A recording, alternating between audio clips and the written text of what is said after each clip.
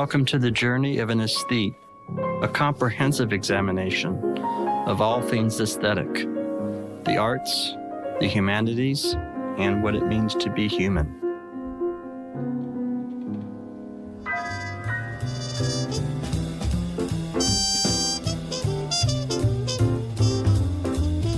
The concept that I'm working on is an EP that's going to include tracks, and all of the tracks on that EP will be in 3/4 time or triple meter.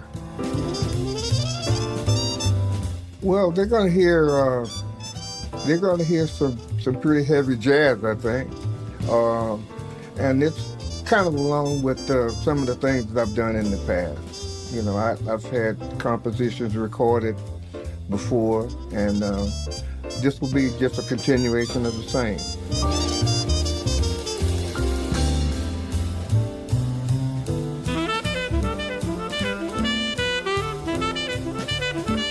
We're going to be doing this project until we get it done. We're going to just, work on the tracks, complete them, record the other songs. Some have not been chosen yet, but we are going to be doing this, and we hope that everybody just enjoys what we put together.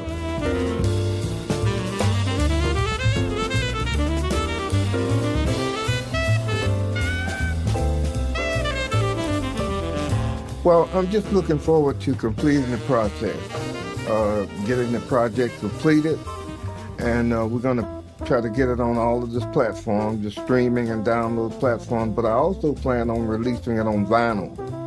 So we're going to do this and push it forward to the end and get it released and hope everybody enjoys it.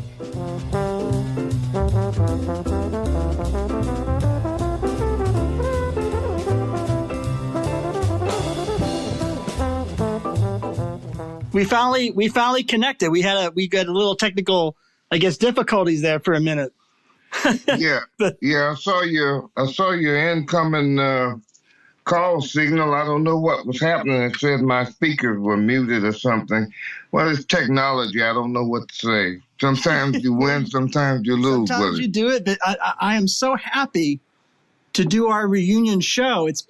Last time was July 2019. Yeah, right. July 2019. Yeah, several months ago. Well, the 2019, a little more than almost 2 years ago. Oh, okay, 2019. I'm 2019. Sorry. So okay. This is a long overdue reunion, and because it is a reunion, you're the second time on our show. We're not going to proceed the usual way because people should know all about you and familiarize themselves with you and your accomplishments. And I guess the major reason for this show is to talk about your most recent project, mainly, which I'm really excited about. And, get into the weeds and talk as much as you want to about the recording and the composition and all the rest of it. How does that sound to you? That sounds great. We can go with that. Yeah, I mean, we could talk about anything else you want to, of course, too. But I was just really excited because, first of all, from what I hear, the recording sounds great. And the musicians sound great on it. And the music's, I just love the music. So if you want to talk about, I guess, from the beginning, either the genesis of these pieces or when you started writing them, and then how it came to be and, the tech aspect of it, going into the studio and whatever comes to your mind about that. Well, the concept of this thing started taking place a couple of years ago. We kind of got together and decided that we were going to put something together that we could fit on vinyl and vinyl. Yeah, go across the streaming platforms, just to do something independently. We had the songs. The songs are not new. The ones that I've already recorded, they're not actually new. They were not made specifically for this project. Okay. Some of the songs have been, batted around, with our group in different formats over the last several years, actually. But I decided to kind of narrow it down to a kind of a basic sextet, octet kind of a basic group, and we're gonna probably do some production techniques over that as we go along. Yeah. But the concept is to do an EP. Yep. And we're going to have about, I'm going to estimate that when we finish, we're going to have about 6 tracks on that at the most. Well, that's already, if I may add a point, that's already a lot of music. 6 tracks is a lot, and it's a good amount.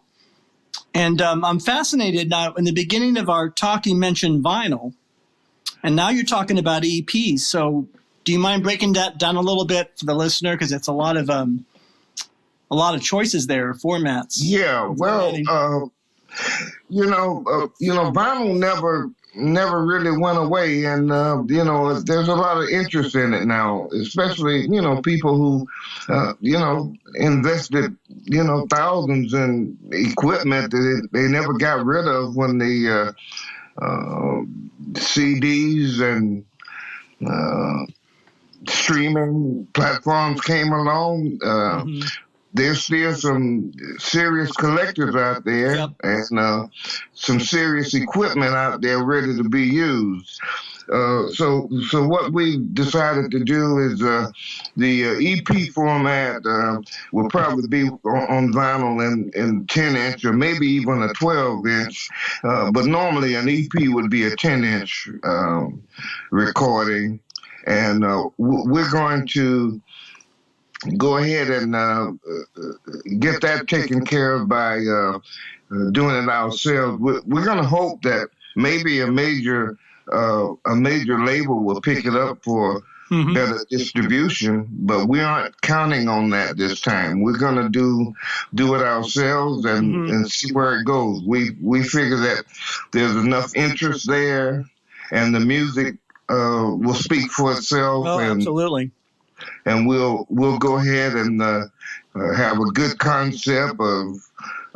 We'll go ahead and do it with the streaming platforms and the other platforms that are available, CDs and what have you.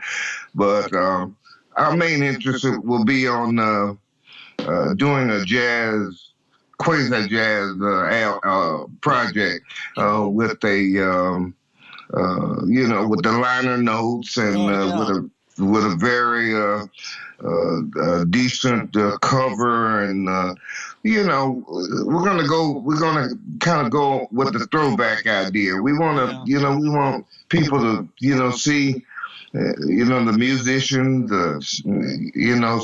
see how when we recorded it, we're gonna be very accurate with the information on when we recorded, where we recorded. Yeah. I think that's something that's missing now, with the product that's out there now. The listener and the consumer just doesn't get enough information. And I think they've grown used to that. And You're right about that. I have a lot of strong feelings. I'm totally with you on that. I mean, one of the big problems, of course, with the internet, there's many problems, but one of it is when they put up classic music, or older songs, or older, even whether it's classical or it doesn't matter the genre, jazz, they'll leave out the most important things. They'll leave out who the musicians are or the date it was recorded. And sometimes even worse, they'll have the wrong date on there. Something would have been recorded in 1982, and the only date you see is the date it was put on the computer. So it'll be like 2019. And so you'll see something, like if I'm listening to one of your compositions, Blue Lights, somebody could somebody of not the greatest character, whatever, could not even give the correct information, or I have an album called Sonic Text by Joe Farrell, and on vinyl, it's one of my favorite albums. But I imagine probably on YouTube, somebody just put it up in 2018 and it'll say 2018. It won't even mention 1980 with Freddie Hubbard and George Cable's the way it should be, the way it was. So I didn't mean to go on for so long. I'm sympathetic to your. No, that's very important that you said that, because actually the way things are now, for lack of a better word, they're just convoluted out there. The streaming, the download platforms, it's very difficult. I mean, there's a lot of difficulty with the cash flow, with keeping your publishing, keeping the logistics and the administrative elements of recording in place. With the streaming platforms and everything, they've come along and they've just shot through, all the basics. Yeah. And it's a battlefield out there right now. It's a minefield for the musician. Absolutely.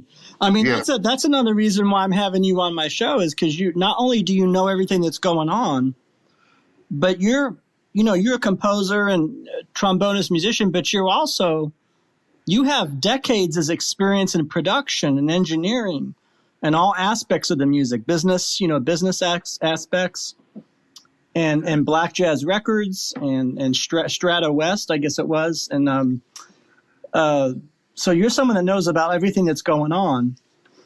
And I like the fact that you said independent. The first thing you said in our discussion is, by any means necessary, independently. If a big label comes along, that's fine, but it has to be done the right way. So, well, one advantage that the internet has offered, along with the disadvantages, be the musicians and the artists will have a direct pipeline, although it is a bit it's a bit tight to operate within. But the musicians will have a direct pipeline to the audience, that's true. To the consumer. That's true. And we plan to take full advantage of that. Yeah. But it's a growing process. I mean, the whole production process these days is morphing into different elements practically on a daily basis. I mean, there's so many things going on now in the distribution areas and the release areas. I mean, not only have we been talking, beyond vinyl into areas such as streaming and downloading, but now, people are beginning to, talk about more advanced things like blockchains and bitcoins and. Right. It's so you have to really kind of zero in on where you plan to attack that, because there's so many fronts out there that you have to deal with when you're releasing a product or producing and putting out a product, especially independently, when you don't have the arm of the major labels with their distribution network. You have to kind of narrow your focus and decide which way you're going to pursue this, and be nimble enough to go into other areas as they come up. That's true. I mean, I do feel that, and I if you don't mind me changing subject a little bit and talking about the musical content, because I love these pieces, the waltz and the changes and the, but yet you said they were pieces that are older, slightly older. They're not brand new. So do you mind talking about how you rework material like that for a new condition, like you're in a new recording studio, or what anything you want to say about the writing of the music and changes you're making, if any, to meet, new purposes or meet new instrumentation or orchestration or whatever? Well, that's an interesting question because, as a composer, sometimes, each piece, each creation has its own life. And, sometimes, I've written pieces where they've been recorded once or they haven't been recorded at all, or, sometimes, they're played occasionally. Sometimes they fall in different categories, but sometimes you come up with pieces that, have this life of their own, and you just keep tinkering with them, until you feel that maybe what you created at one point is not really where it should end up, or it has more life to it, and that's for instance, one of the tracks I did that I'm doing that already the basics have already been recorded would be the Blue Pixels. Blue Pixels, that's right. Now that's track, the first thing I looked at, I believe. That track started out called Pixels, and it was we first started messing with this track in 2006 or 7, I think. Wow. Okay. And we just kind of played around with it, have different versions of it, and I decided that would be one of the important tracks on the EP. So I reworked it, gave it some new life. Give new life. A few new parts, a few new parts. Added a little here, and kind of tweaked it, as they would say. Mm-hmm. And so I think that this version will probably go ahead and be the version that we'll go ahead and put to bed.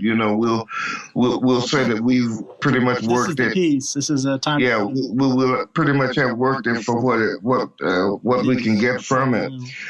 3 Jazz, one of the other tracks. We've been recording different versions of that and playing with that for decade. Yeah, that's an older. That's the one. I think the oldest one of the pieces, right? We've done several versions of that with various groups, and so we think this will be along the same lines. This will probably be the highlight of that composition. Those compositions, they have, as I said earlier, they have a life, and they carry themselves where they want to be taken. Yeah. And then, so along with that, the other tracks that I have in mind, a couple will be new, and a couple will be sort of new, if that makes sense. Well, that makes sense to me. Yeah, I'm writing some new material. Absolutely. A couple of tracks is going to be actually some brand new compositions. And the other 2 will be things that we've tinkered with before. Several years. We're gonna, just kind of bring those to life. So, as I said, we're gonna. It looks like we're gonna wind up with 6 pieces. Yep. For that, and we're not trying to make them any style or any length or anything. We're just going to record them. They're going to pretty much all have one thing that I think you like about it, that they're going to pretty much all have various instrumentation. The instrumentation is going to be slightly different on each track, and that's going to offer, I think, a lot of variety for the ear, Well, I'm going to give you a very big compliment, because when I first heard, and these were raw, I think you were telling me this is the raw, not the final cut, the raw cut. I said, if I listen to a minute of that, I could swear that's a Bobby Hutcherson. That's how good it was. This was like a Bobby Hutcherson and George Cable's cut from back in the day, and I thought, wow, that's tremendous.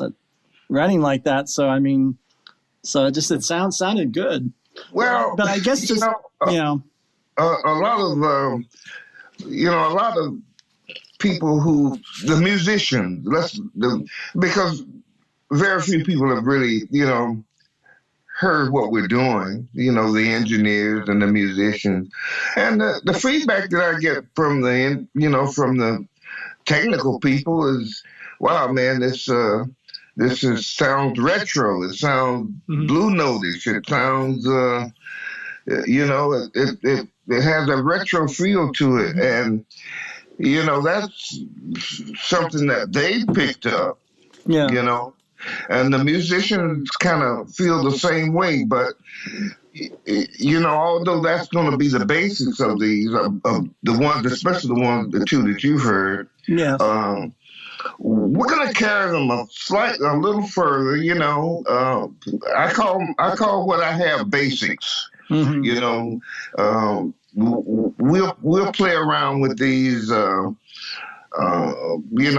That's my style of production. A lot of people like to just go in and cut the track, and the track what they have, that's what they have. But I always like to go ahead and fill out. Oh yeah, what I'm hearing. Well, you're known for that. From what I understand, you were real. I don't know if the word is perfectionist. I guess some would say it's perfectionist, or you wanted to get it. You wanted to get it right. You wanted to, when you. And you're not gonna stop doing something until it's the way you want it.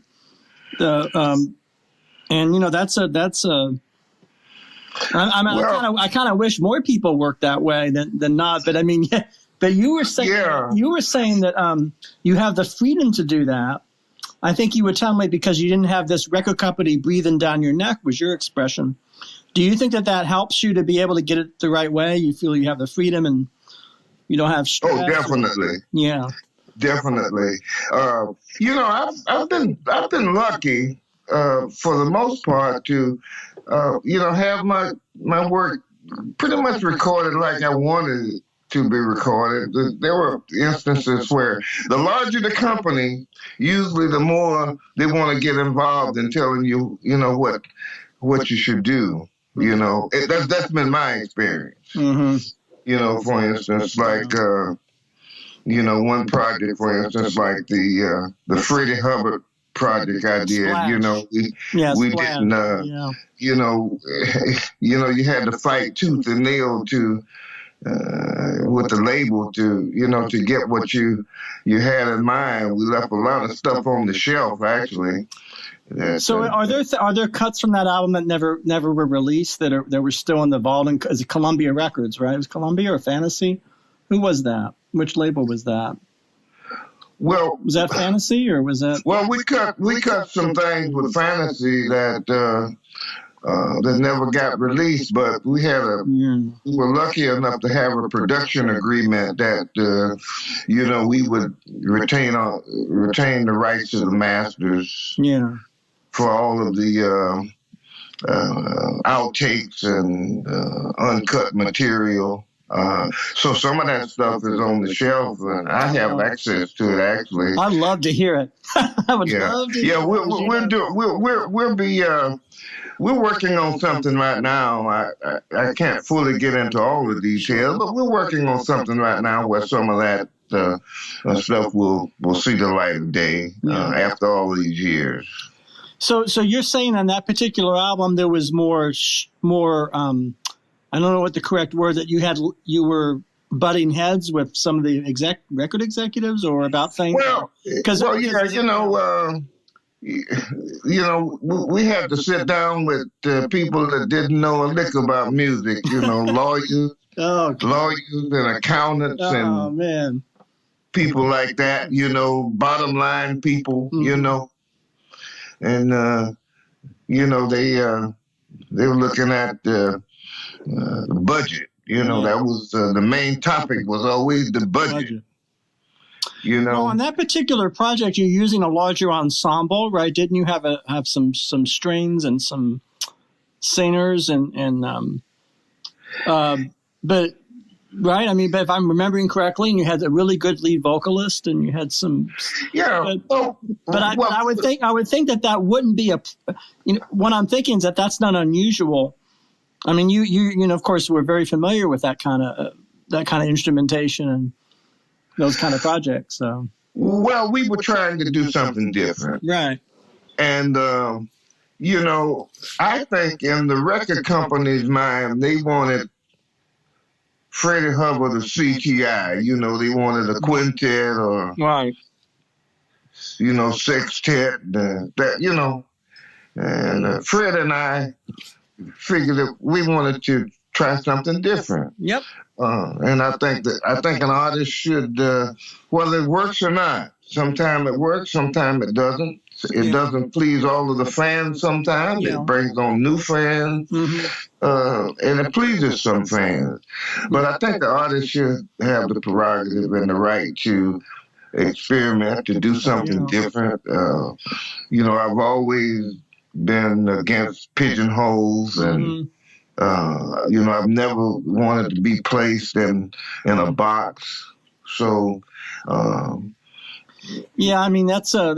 I agree with you. I was just rereading one of my favorite books, Hampton Hawes's book, "Raise Up Off Me." You've read that, I'm sure, but there's a chapter he's talking about Watts, and he's reflecting on.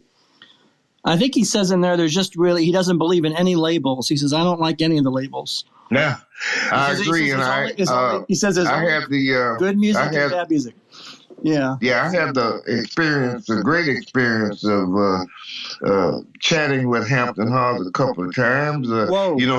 Henry Franklin was his bassist. That's true, in the early 70s. That's true. Yeah. So you got to meet Hampton Hawes. Yeah, and so I know, although we never discussed it directly, I got the feeling that that's where his head was. He was about the music. He was not about labels, all of the fringes of it. Everybody needs an anchor in life. You, me, just everybody. Anchor made this whole show possible. I'm immensely grateful to them. You too can use Anchor to make your own shows and create your own vision. Download the Anchor app or go to anchor.fm to get started. But, getting back to what you were saying about the instrumentation, I've always liked to, just be a little different with the instrumentation, even if it's just one instrument. I like to have it slightly different, just biting off of what's standard, what's been there. I like to, try to take chances and take it in another direction, and I've done that in the jazz projects that I'm involved in, and even the more commercial type projects that I get involved in. I always try to maybe do something a little different instrumentation wise. I think it's exciting to the ear. I think the ear can perceive. Yeah, when the ear can perceive, that's your little edge that you have as a producer, is to have a different sound, to have something that might, just because it's slightly different, it'll perk up a little attention to it. Mm-hmm. Well, I can say that your new project, just the sheer presence of the vibes, is already something you don't hear every day. That's so beautiful, and I thought, wow. And you've done combinations like that before, guitar and vibes and flute. What are some projects you've done? Well, I have two questions about that. Is there any project that comes to mind where you really did something totally off the beaten path at the period or the time and pulled it off that you have a memory of in orchestration? And then I had another question after that, but I'll just. Well, I think that we did. I think we did some things a little different when we were doing the black jazz stuff and the Catalyst record stuff.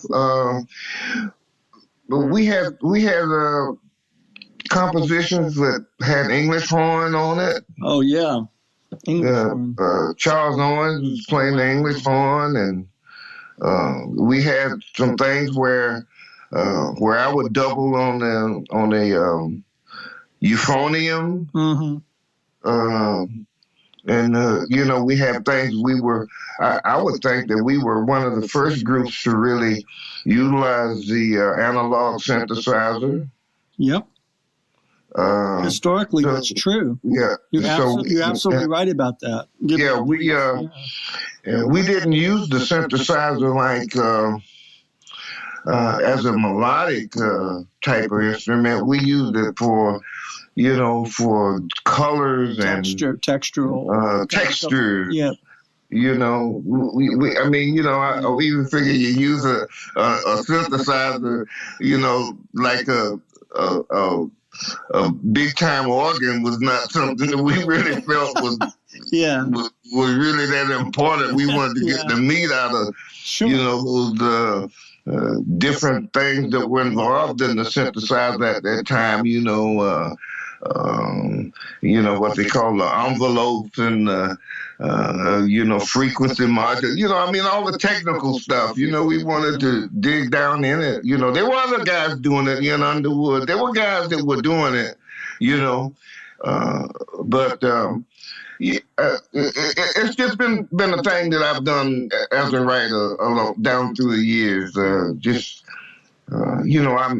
I'm fortunate, I think, to be able to hear these things.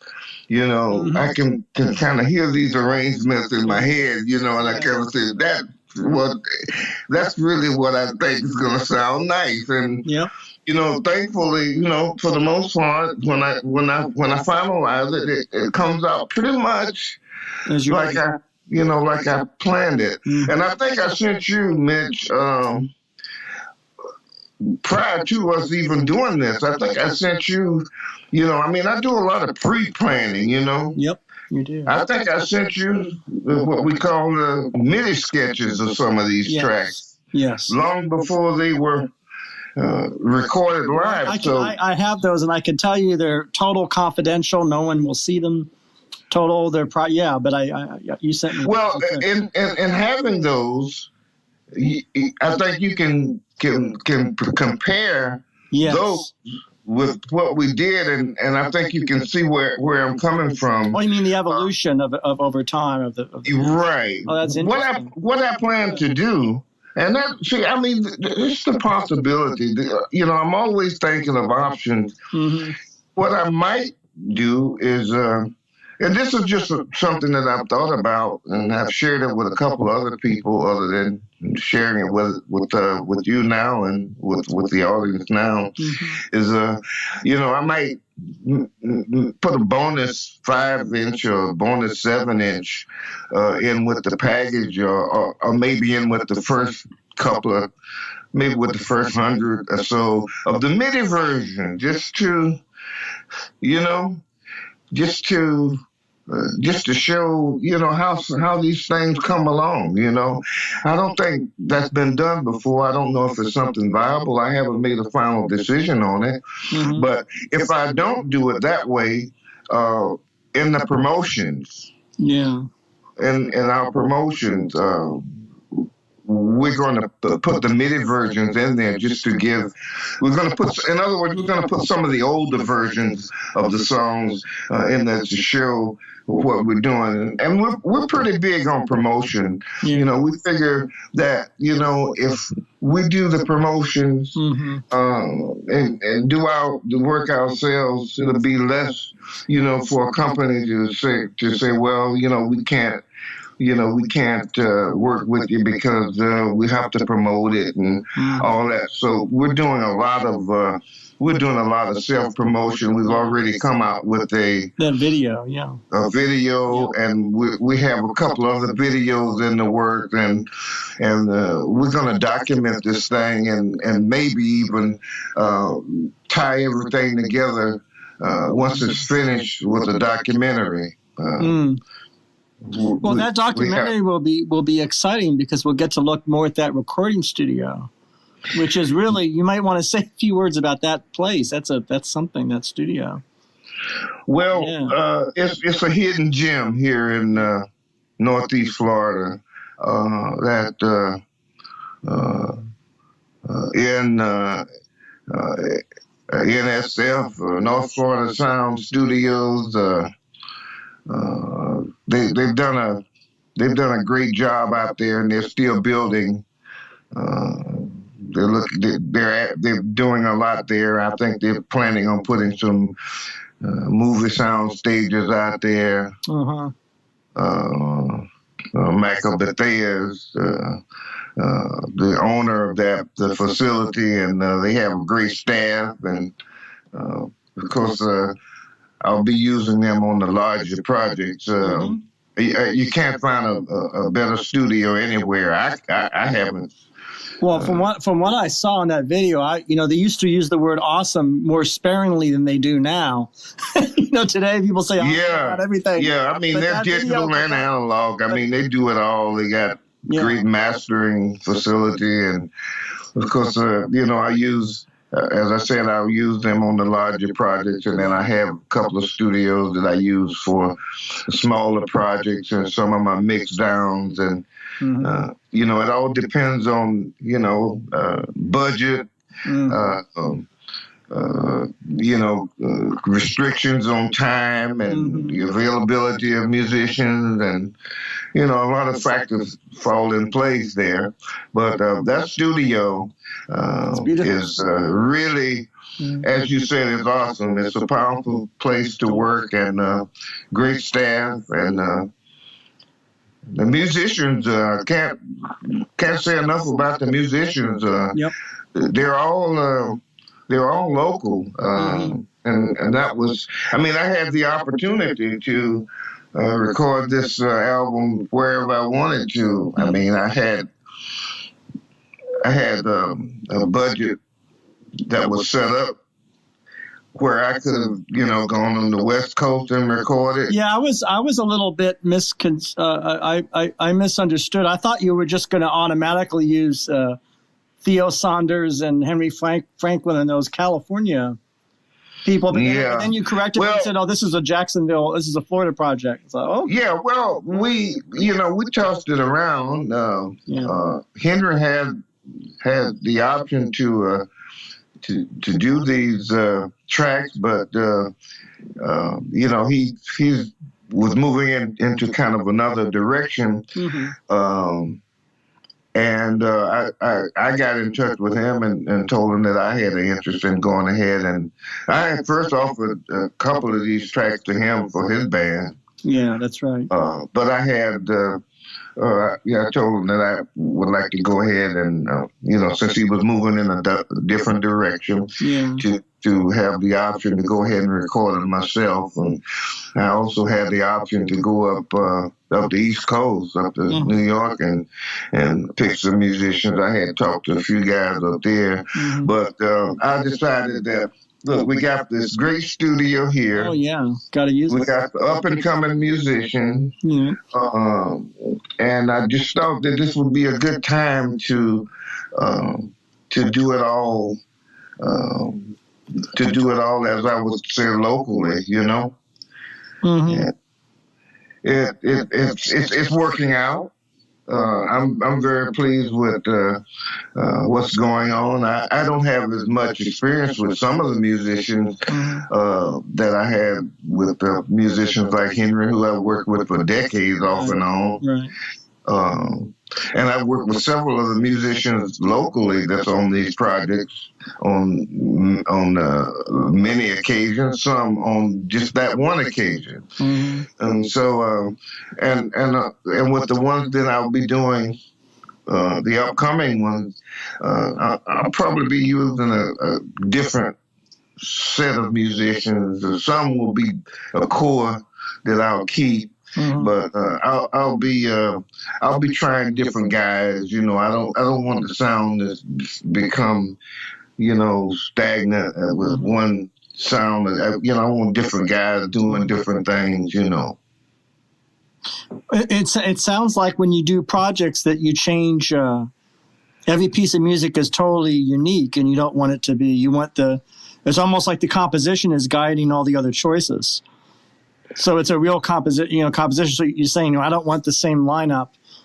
Tenor and trumpet. I may want to have a guitar. I may want to have So you want it just so it's to service the composition, I guess.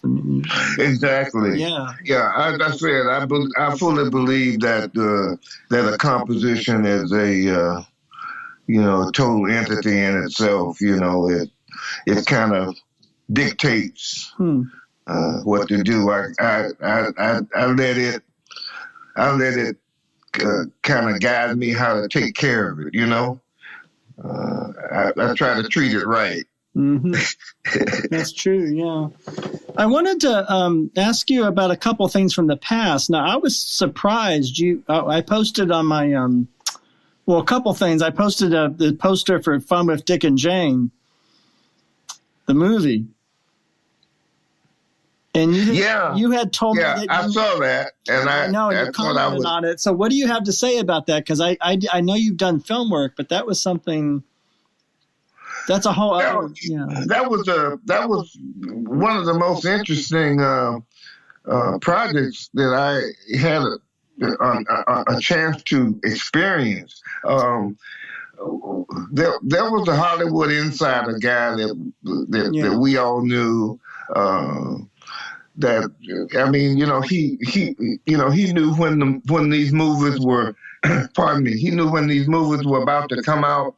Mm-hmm. When they were in the planning stage before they even had picked he just knew things. He knew people, and he knew how to, and he was a go-getter. Yeah. So he came to us in, I think, late 1975.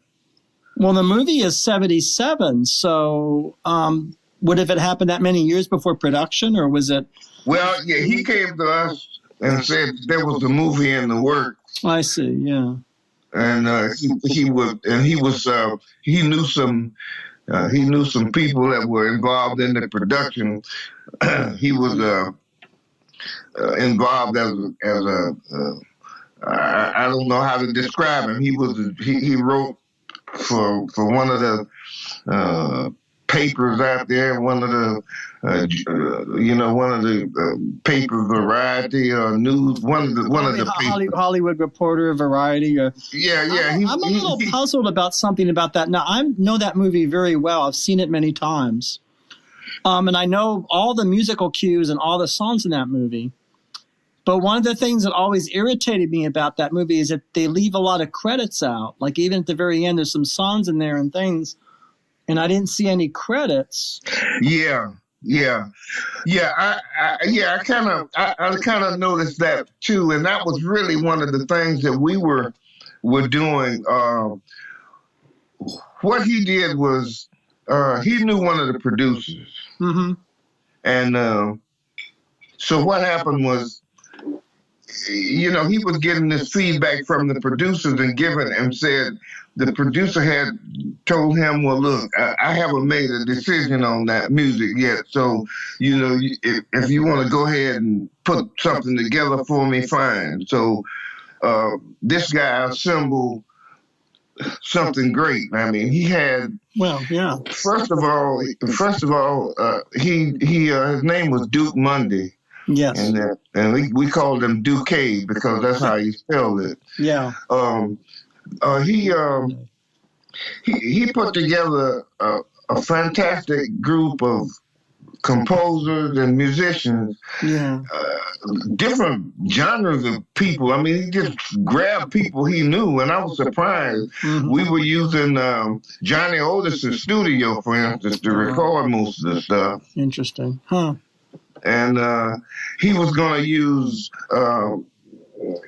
he had some songs. We were going to use some songs and some different cues, different instrumentation. And he had talked with Coleridge, Taylor Perkinson, to do all of the standard orchestration parts, the Hollywood style parts that would fit the. You know what I'm saying? I know all the cues. Like I said, I know that movie well, and that's why I'm asking you, because there's regular music cues, like where they're going on a heist and the sort of spy sounding music. But then there's straight up rhythm and blues songs with. Yeah, that's what. I would think, and I'm not gonna I don't know this for sure, but let me just say, I think where the score finally wound up, I think they took a lot of what we were, what our idea was for this thing. I mean, there was a theme song that was written that was, to me now. I've seen the movie a couple of times, and I can kind of compare what they did with what we were going to do.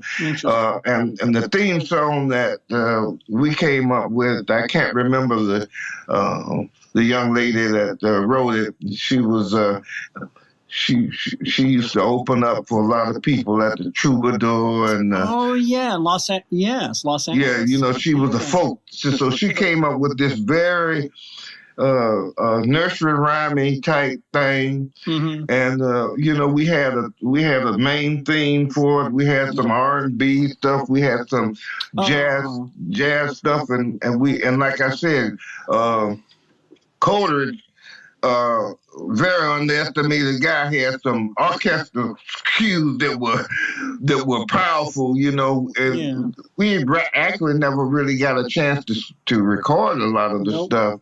But what happened was they decided to go in the direction that they went in. I think the score was ahead of its time, and I think it was the wrong time for the people that were involved. If you understand what I'm saying, we had Sugar Otis had done a couple of tracks for it, and so I don't think the producers were ready for for the type track that we had, and I'm not sure if they were ready for most of the personnel that we had doing it at the time.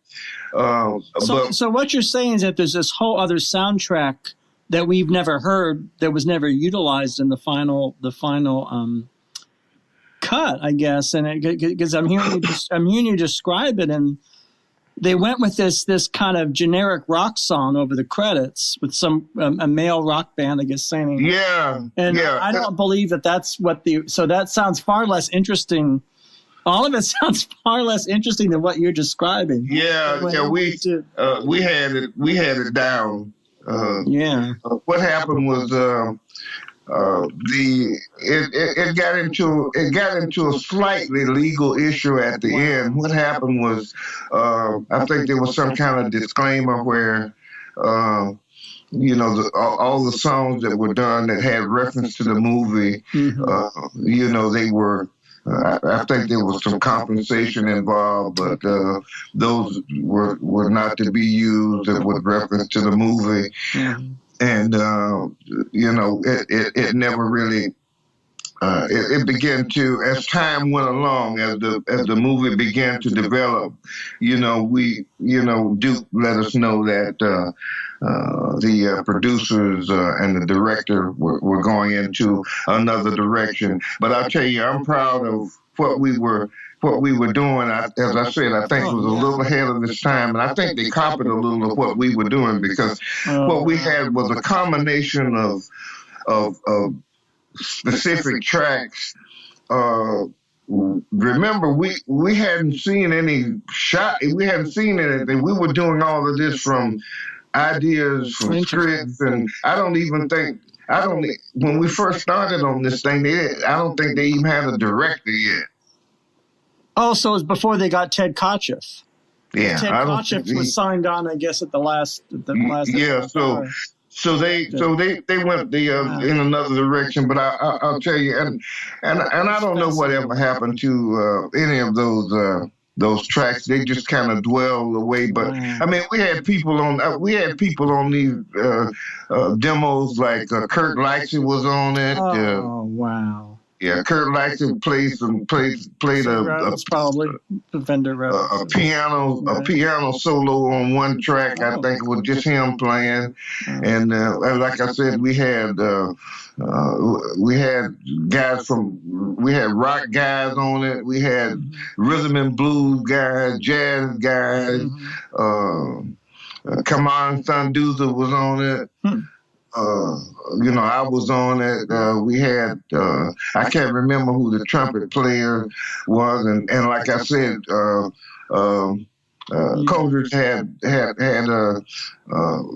gotten a contractor to put together a small chamber orchestra to do all of the, those type of parts, those movie score parts, you know what I mean? Yes. Those orchestra type things. Yeah. And he was, people are not really familiar with him, but he was a hot shot with his orchestration and with his writing, people need to get familiar with Coleridge Taylor Perkinson.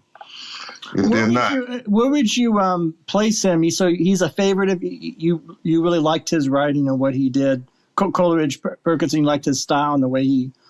Well, I met Coleridge through Gene Russell. They were pretty good. They were pretty good friends. I liked him because I was always interested in the classical music too, and we used to sit down and talk scores, and I always liked what he did. We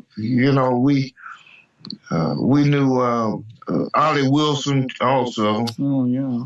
From up at Berkeley, and I knew Ollie when he was at the Florida A&M. When Ollie taught theory and composition at Florida A&M before he became a composition instructor out at UC Berkeley. Mm-hmm. And all those guys, him and Coach, those guys used to, hang out. They had a series on Columbia Records called Black Classical Composers or something like that, and they all had all of the classical musicians writing. I remember that series. As a child, I think I had that series. It's some interesting stuff on there. I tried to get some stuff on there myself at one time, but that was a dynamite. It was a box set, I think. Was it a box set? Yeah, I think they came out in volumes and they eventually boxed it. But there was some good stuff on there, But anyway, getting back to that, that movie thing during those days, there was a lot going on out there. Sounds like it. There were a lot of people writing. Yeah. There were a lot of movies that barely made it or never made it that were great movies. There were a lot of movies being done. This is all before John Singleton and Spike Lee and people like that. There were people out there like, of course, Melvin Van Peebles. Oh, sure, yeah. Lincoln Kilpatrick, Jamal Fanaka. These were all guys that I would always be talking to about doing scores for things that either the budget didn't come through or they fell through, or it was tough. It was tough for in Hollywood in those days. If you weren't on that A-list black exploitation thing, and very few people were. Interesting. You didn't get too much of a shot, and I can name the African American guys that were getting any kind of work out there at that time in movies on one hand. There were just very few. If you didn't get on a all black production, your chances were pretty much right near zero for getting getting any work done in the movie field. Mm-hmm. So be that, but that's how it was. Yeah. Well, that reminds me. It's a little maybe separate topic, but maybe related. You were talking about a concert you did that sounded like a dynamite lineup. And I was really surprised. You did something. It was at Donte's, right? I believe the club was Donte's, and you said it was Carmen, MaCrae, and Dinah Washington. Oh, well, actually, what happened was, what a lineup! Freddie Hubbard. Right. Freddie Hubbard. Freddie Hubbard were very good friends with Carmen and Dinah Washington. They were very good friends, and So what happened was, we used to go out and sit in with them whenever they worked, Oh, I see. Okay, yeah. when they had their group. had their trios out there, like we go out and sit in and play a few numbers.